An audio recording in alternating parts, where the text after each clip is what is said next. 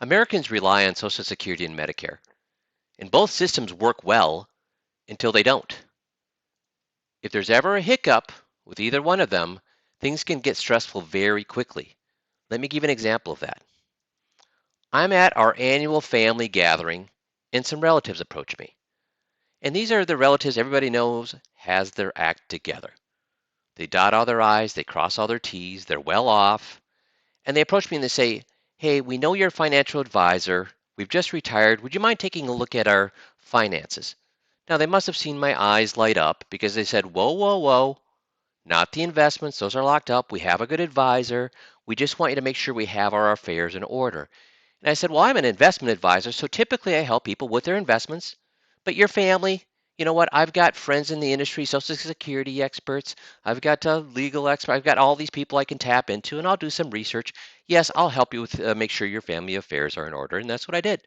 Tapped into my expert friends, did some research, and I actually found there were 7 things that they had not done, or if they'd done them wrong. And if we hadn't taken care of these things, they would have been in a situation where it would have cost them a lot of money, a lot of time, a lot of hassle. And we took care of these things virtually at no cost. And I was pretty proud of myself because they were so grateful that I'd done that for them. And I went to my wife with my chest puffed out. I thought she was going to pat me on the back for helping the relatives, but instead she had a question for me. She asked, "Well, that's great, but have we done these things?" And I thought, holy cow, my well-to-do relatives that are known for having their act together didn't have these 7 things done or done right. I've been in the industry for 35 years, and no, I hadn't done these things for my own family or done them right. And I started wondering, I wonder how many of my clients have. So I started to walk through these documents with my clients, and I found out, guess how many of them had done these 7 things or done them right? 0. So I took care of it for my clients. I started to talk to my colleagues across the country, other financial advisors, and said, "Hey, there are things that your clients are missing." And they would say, "Are you kidding me? They've got me as an advisor. I've got these things handled. They have good attorneys. They have good accountants. There's no way they could be missing these 7 things." And do you know, not only did my clients not do these things, but all my colleagues across the country validated that no, their clients had not done these 7 things either or done them right. But before they would get to that point, and maybe you're at this point right now, you're asking, well, like what? Like what kind of things are you talking about? What are these 7 things? Well, let me give you just one example. Did you know that Social Security kills thousands of people a year?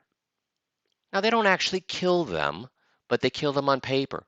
Somebody makes a mistake and they transpose a digit on a Social Security number or a birthday, or they get an address wrong or a spelling wrong, and you're still among the living, but as far as Social Security is concerned, you're dead. And this has been validated with many different magazine articles, newspaper articles across the country that this happens. And in fact, the New England Journal of Medicine says this happens to thousands of people a year. And you might be thinking, okay, but why does that matter? How would that affect me? Well, let's just walk an example of what happened to a gentleman. He was a retired professor and he was going to go bowling with his friends on a Saturday afternoon. And he went to the ATM machine and put in his code, and the ATM machine told him that your account's closed. Now, what do you think happened to him? Well, Social Security had killed him accidentally, and of course they didn't notify him because they thought he was dead. So when Social Security contacted his bank and said, "Listen, we're sending $2,500 a month to him. He's been dead for 2 months," or so Social Security thought. "You need to send those 2 payments of $2,500 back, or $5,000 back to Social Security." And when Social Security tells the bank to send the money back, guess what the bank does? They send it back.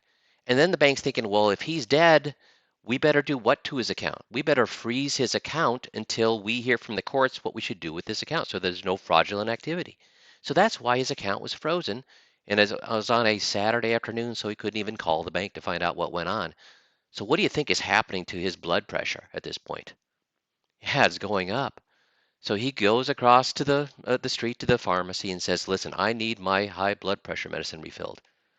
Now, is there a government agency that's connected to Social Security that deals with health care? Yeah, Medicare. So if Social Security killed him, guess who else killed him? Medicare did. So the pharmacist looks and says, well, our systems say that you're dead. And this professor, Jim, said, I'm not dead. You see me right here. And they said, I know, but if the system says that you're dead, to prevent fraud when it comes to medicine and pharmaceuticals, we can't give you this until you get it straightened out. Well, now Jim has a stroke and he's incapacitated. Now, do your bills go up or go down when you're incapacitated? They go up. So he and his wife now are seeing bills go up. And who's not helping pay for the bills? Medicare. And what has happened to their income since they're no longer receiving Jim's check? It's gone down. So at the very time they need more income, they have less. The very time they need more help with the medical bills, they have less. So she calls up the Social Security Department and says, what are you people doing? What are you doing with my husband's Social Security, with my husband's Medicare? Now, have you ever called the cell phone company or the cable company and your name was not on the bill? Will they talk to you? No, they won't. So guess what Social Security tells Jim's wife? We can't talk to you. Now, this almost gave her a stroke. But after she hung up, she realized, you know what? We've been good stewards of our money. We've been good stewards of our financial affairs. We went to an attorney last year, and I have a power of attorney. So she goes downstairs, grabs the power of attorney, walks down or to her car, drives to the Social Security office, and plops down the power of attorney onto the desk of the Social Security Administration clerk and says, now talk to me. And the clerk says, honey, I still can't talk to you. And the wife says, why? This is a perfectly legal power of attorney. And the Social Security clerk says, here's why. And she pulls out a Social Security document and she turns to page 5 and she says, listen, here, read right here. Family members often use a power of attorney as another way to handle a family member's finances. For Social Security purposes, a power of attorney is not an acceptable way to manage a person's monthly benefits. So that means that they would or would not honor the power of attorney. They wouldn't. So now what kind of a pickle is Jim's wife in? What's she going to do? Sue the Social Security Administration? How's that going to go? And it ends up all she needed to do was to have a simple free form filled out ahead of time before Jim became incapacitated. So these are forms you should have filled out before things happen so that somebody can take care of your Medicare and your Social Security needs. And if you're a veteran, your veteran benefits as well. They did not have this done. So that set them up for all sorts of problems. And here's what happened. Jim found out over the next few weeks that his bank accounts were frozen, that his Medicare and Medicare supplement was canceled. His doctor's appointments were canceled, causing a month-long delay in more appointments. And here's the crowning blow. It gets worse. Because Social Security thought he was dead, they put his name on what's called the Social Security Death Master File. That sounds ominous, doesn't it?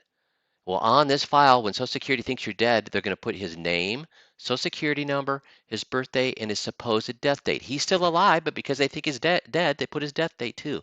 And then they release that to the public. Do you see here where it says U.S. Department of Commerce?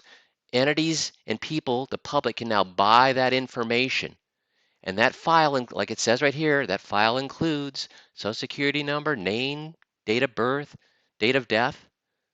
So Jim's still alive, but this information is floating around out there to the public. And what does that set him up for? Identity theft. Now, they did finally get this stuff taken care of, but it took months to fix his Social Security and Medicare. And he still has to watch for identity theft constantly because that information was out there.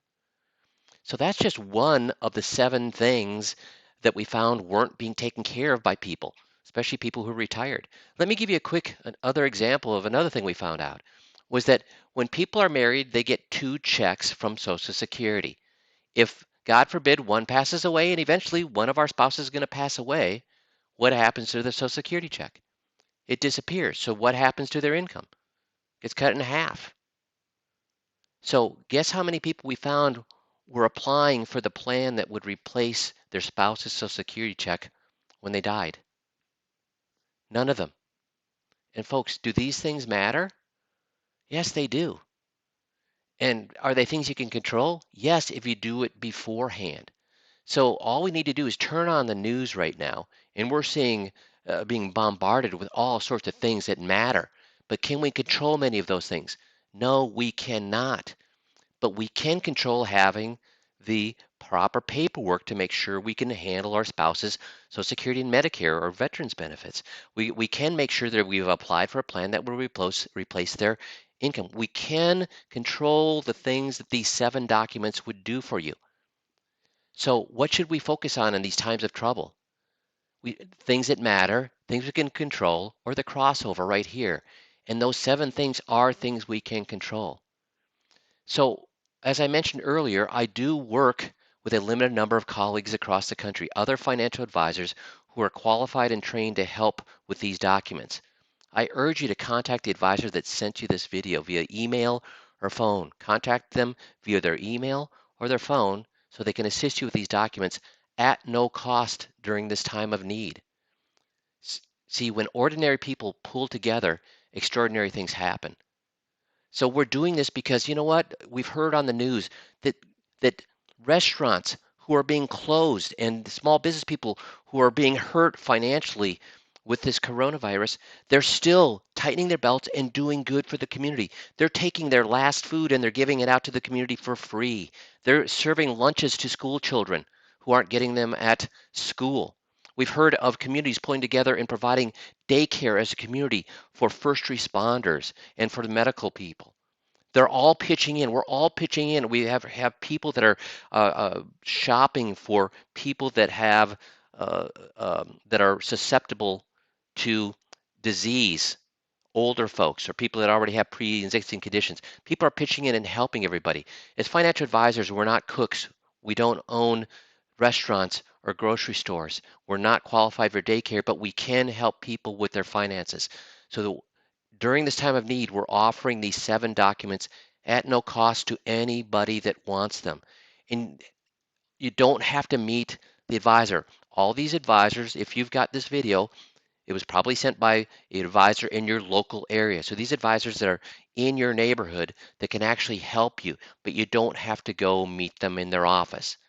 They'll actually be able to help you online, give you the documents, help you fill them out, answer any questions you may have, tell you what institution you need to send them to make sure you're getting these uh, documents in place to handle the things that you need to handle now. By doing that, it's going to protect your family, it's going to protect your spouse, it's going to protect society because you'll have these things taken care of. You'll be ahead of the game, you'll be proactive. So contact the advisor who's qualified and trained to do this, whoever sent you this video, so that they can help you. Again, online, you can, after things settle down, you can always visit them in the office to get any other questions answered, but they'll help you right now online, get these things filled out, answer questions, sent to those institutions. So please, please, please allow us to help right now. Call the advisor, email the advisor, get these 7 things done at no cost to benefit you, your family, your spouse, and to society because you won't need additional help. Thanks for listening today. Take care and stay safe out there.